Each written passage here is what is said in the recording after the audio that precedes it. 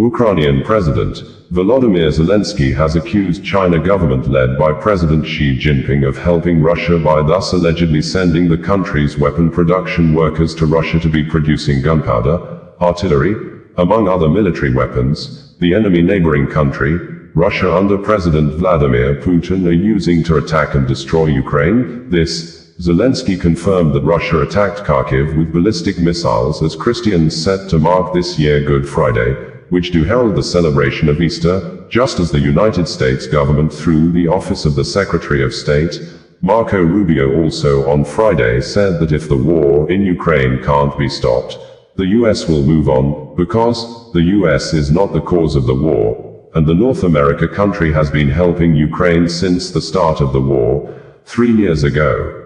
President Volodymyr Zelenskyy at a press conference on Thursday said that Ukraine has intelligence information indicating that China is supplying weapons to Russia. We received information that China is supplying weapons to Russia. Today we have information from intelligence about gunpowder, artillery. We will tell you about this in great detail next week, said Zelenskyy, adding that he has intelligence suggesting China, the world's second largest economy, is supplying arms to support Russia's invasion of Ukraine, and is manufacturing weapons within Russia. This, as China has always sought to project itself as a neutral party in the conflict, even as Beijing has forged stronger ties with Vladimir Putin, according to Associated Press. We had reported earlier this month that 2 Chinese nationals were captured fighting for Russia by Ukraine. The statement issued by President Zelenskyy on Thursday at the press conference marked the first time Ukraine is openly and publicly accusing China of aiding Russia's invasion in Ukraine. On the attacks carried out by Russia on Friday morning, Zelenskyy stated in quotes thus, "This is how Russia began this Good Friday, with ballistic missiles, cruise missiles, shaheeds, maiming our people and cities. A missile strike on Kharkiv, right on the city. Dozens of residential buildings were damaged, as well as an enterprise and vehicles. Around 70 people were injured, including 5 children.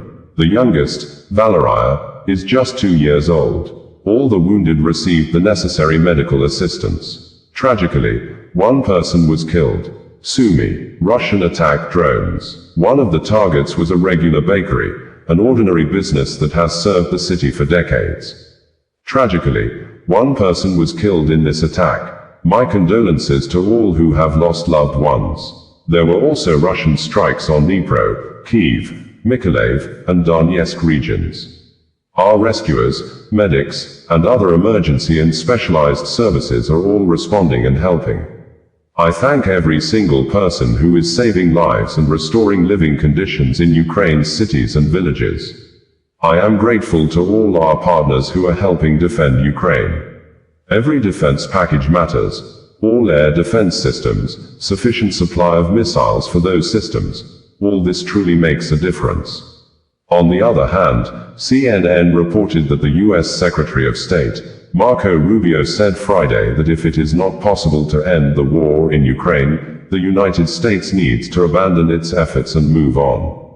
If it is not possible to end the war in Ukraine, we need to move on, he told reporters before departing Paris. We need to determine very quickly now, and I'm talking about a matter of days, whether or not this is doable. The comments come a day after he and Special Envoy Steve Witkoff met with European and Ukrainian allies as US President Donald Trump's administration pushes for an end to Russia's war in Ukraine. A US-authored outline of a peace plan had received an encouraging reception at the talks, according to a State Department readout, which did not give details on the outline. Rubio also spoke with Russian Foreign Minister Sergei Lavrov and conveyed the same outline, the readout said. Speaking Friday, Rubio said he and Witkoff had come to Paris to begin to talk about more specific outlines of what it might take to end the war, and whether or not this is a war that can be ended. If it's not possible, if we're so far apart that this is not going to happen, then I think the president is probably at a point where he's going to say we're done, he said. It's not our war. We didn't start it. The United States has been helping Ukraine for the past 3 years and we want it to end, but it's not our war, he added. President Trump has spent 87 days at the highest level of this government repeatedly taking efforts to bring this war to an end. We are now reaching a point when we need to decide and determine whether this is even possible or not. Which is why we're engaging both sides. We had reported that the Ukrainian President, Volodymyr Zelenskyy, has given state honors to some workers in the troubled Ukraine who have been supporting the military with production of weapons to enable the European country defend itself against Russia invasion that has been on since February 24, 2022, when President Vladimir Putin of Russia declared full-scale war on its closest neighboring and formerly brotherly country, Ukraine.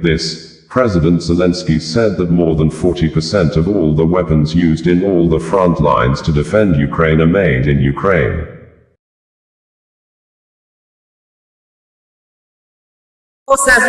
Neighbouring, bringing you the news in a more digital way.